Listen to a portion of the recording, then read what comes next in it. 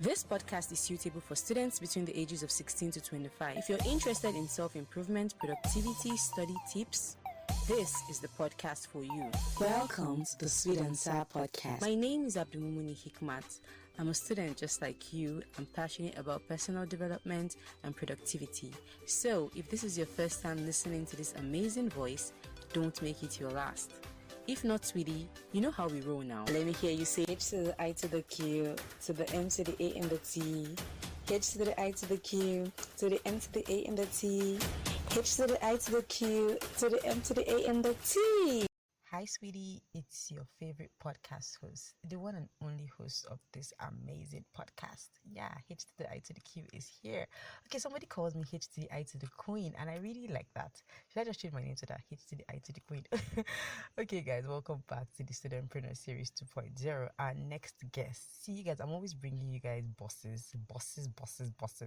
Is a boss when it comes to product photography. And believe me, if you're an entrepreneur, you need her number because you guys, or you just need to check her page to see how bad of a boss she is when it comes to product photography. And honestly, like, I patronize her, so like her products really look nice in reality, even better than what she takes. So let's get to meet her. Hi everyone, my name is Stella. I am 22 years old. I attend the University of Abuja and I study medicine and surgery. The name of my business is MelangebyStella and we are a fashion accessory store. This is my story. Hi, Melange. Okay, so when did you start your business and why did you choose to venture into this kind of business? Okay, I remember I officially started this business on the 1st of May 2022. I was on a call with my friend that afternoon and we were thinking of ways to make money. And I just told her, Omo, I'm going to start a business. So I didn't even know what I wanted to do then. But I know that I have a lot of knowledge on quite some things and I have quite a number of skills. So I knew that I was going to be able to monetize one of them and just, start something from there. I first started as I wasn't even initially selling jewelry. I was selling hair bonnets, I was selling scrunchies, I was making beads, waist beads, bracelet, necklaces. In fact, that was what I started this business with because I know how to bead very well. It's a talent I was born with. I didn't even learn it, but I know beading quite well. So I just started it. Over time I started selling to my friends, my family members. Then I decided to like venture into jewelry and here we are. So, what mode of publicity do you use for your business? And if there are different modes, you have to tell us all of them and tell us, you know, which has been very effective. And for publicity, there are quite a number of things I do. First of all, the best form of publicity you have is referrals. You should sell quality items. Make sure your products are valuable. Make sure you are offering value and uniqueness to your clients because that is what's going to make you stand out. If you offer quite some kind of value and luxury and quality, I bet your clients will keep on coming back. Then you also need to do away with shyness and start telling everybody about your business. Literally carry your business on your head. Then you should explore social media. There are a lot of things. In fact, my business has its roots in social media. I don't even have a physical store yet, but I know that I am doing well. I started the business mainly on Instagram, and that's where I mostly run it.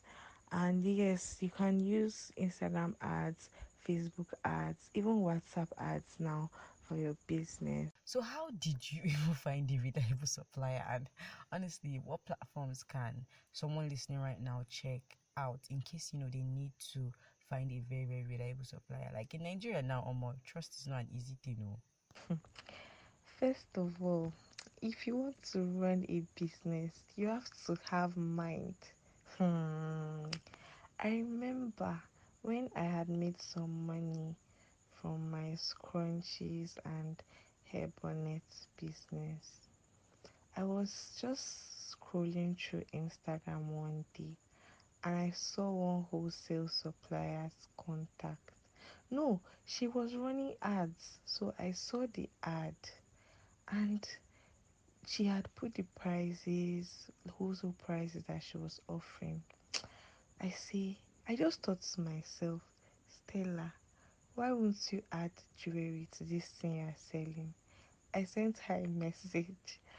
Would you believe that? That time I think the money, total money I sent to that woman was 14,500.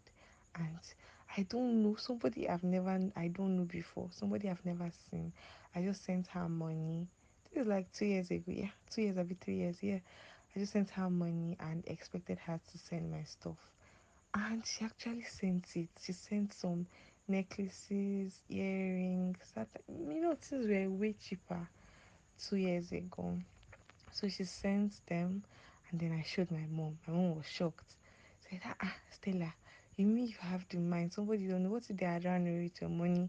What if they are scammed you? And I knew that if you don't take any risk, you were like, what you want to do, it will not come out well. So you have to be a risk taker if you want to make it. Then there was also one auntie. When my mom saw that I was serious with my business, especially the jewelry, and it was growing, she helped me talk to one auntie, one of our, all these senior aunties. She's a jewelry seller, yes. So she put me through. She now told me, she explained where I could get um some types of jewelry that I liked. And then she explained that I needed to have a particular set. I can't sell everything. There are different kinds of jewelry for different kind of looks. So she said I have to make my own unique. She puts me through.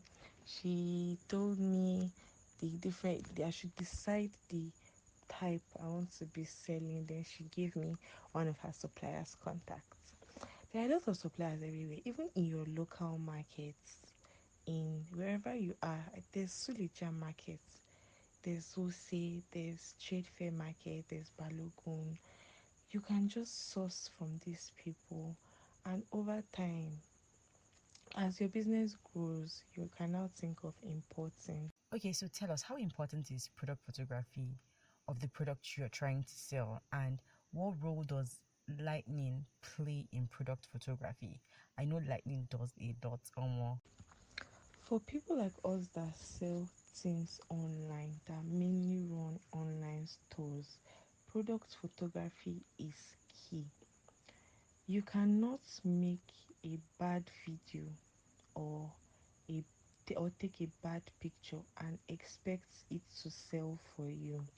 The problem, there are so many people in this my business that I've seen, even people I know. One of their problems is this product photography issue. You cannot, okay, let's say you want to sell a luxury item. That item, let's say, is 1 million naira. Then you now take one kind of year picture of it. Just because you bought it expensive and you want to also sell it expensive, you will now say 1 million. Your prospective clients now that see the video and now compare it to the thing that you say you are selling, nobody will give you 1 million naira just like that. People buy value. Nigerians buy value. You have to offer them value for them to take you seriously. Vicky James, for example, once you see her, look at her aesthetics, once you see her videos, her work, you already know it's luxury. Like if skin no food, don't even add your body at all. You already know where you stand because that's it. Product photography is really key, especially if you're running an online store and then you don't have a working space where customers can actually come and see the quality of what you're selling. You have to just take product photography up a notch. Learn it. I learned it. I had to buy some tools to aid me.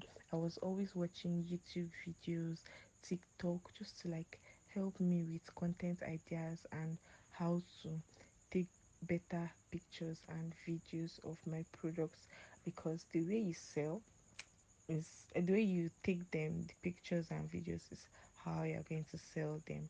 People will see my videos and say, I can't believe that you're the one that is doing this in the space you're doing it. And I'm like, yeah, it's me.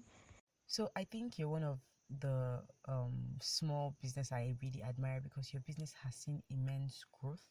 And I just want you to tell my audience and I platforms or influencers that played a huge role in helping you up your game in the jewelry business. Well, glory be to God, my business has indeed seen an immense growth, and I have God to thank for that, first of all. On social media, for the social media platforms I used, I mainly started on WhatsApp. I was first selling to my friends and my family members before I moved to Instagram.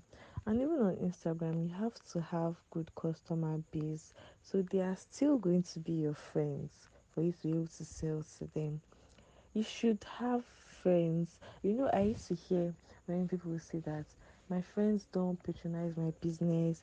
My friends know that I'm selling this particular thing and still go and buy it from another place. I think you have not pitched your business to them well enough. You have not made them see your value. See, till tomorrow, it is my friends that actually like helps me build my brand. Without people, it was so shocking that first time that I started. Even people I don't used to talk to, all of a sudden they started buying from me. They will start telling their friends. That's why I said referrals is very important. Once people start hearing about you, this girl sells quality things, so buy from her. Her things don't feed, her things don't wash. Over time, they are still good, and they are very affordable. Before you know, start having more clients. For influencers, I didn't pay anybody, just my friends. I remember my friends, then even my roommates, they'll help me to making videos, and they're very pretty ladies, so you want to watch the video. Wherever we have like content mapped out, you need a team basically. You cannot do it alone. You need a team. Learn to work with people. No man is an island, and I think God has made us to interact with people. I remember will have like content ideas on what to do, the kind of video to make, to pitch this particular product and everything. So this is my final question.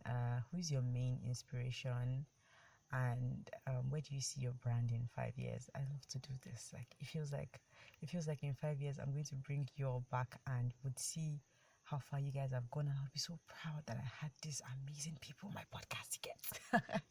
So tell us, please. Personally, I'd say that my biggest inspiration so far is my mother, because I don't even know how she does it. She's a civil servant.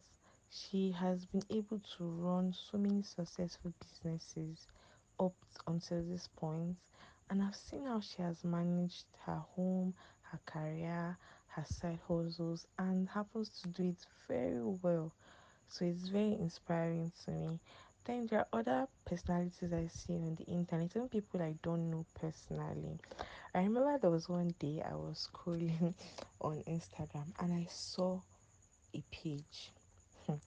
The owner of this page, a young lady, she's 24. She's a 500 level clinical student. She's a medical student in 500 level, and this chick owns one of the biggest jewelry and research stores in Ibadan. She studies in the University of Ibadan, and she has a jewelry store. I was stunned when I see this thing is big, like it's a big brand. She's well established and everything. I was like, if a clinical student can be doing this, then how much more me? There are so many people I've seen on the internet. There's one girl, her name is Didi. Didi is 23, but with the level she has developed her business, even people that are 50, 60, most of them are not on the same level with this girl. She has done so well. Her business is so established, and she's just one out of many. Once you start looking out for inspiration, once you look at other people and how well they've been able to establish themselves, you'll be inspired and you want to do something good for yourself. By God's grace, I hope to see my brand bigger and better. In 5 years, I'd like to have opened a physical store. I would also want to have established a bigger and wider customer base, not just in Nigeria but abroad. Then I'd like to have diversified in the products that I currently sell. And we'll see that where it leads us. Thank you for having me, Sweet and Sour Podcast. If you've not followed us on Instagram at Sweet and Sour Pod, why not now, guy? Why are you doing this to me? Why are you doing this to us? We started a Twitter space series where we kind of like we're going to be doing one Twitter space every month, hopefully. And this Twitter space is going to be a banger. And we just want to use this to like kind of like draw more audience and stuff like that from Twitter. And our first Twitter space was mind blowing. You do not even want to try and miss the next Twitter space that's going to happen in July. You guys, I don't want to promise, but it's gonna be fun. And the topic, by the time I release it, you know that you must act. See, let me not waste your time. Thank you so much for listening to today's episode. Until I'm back in your ears. Bye.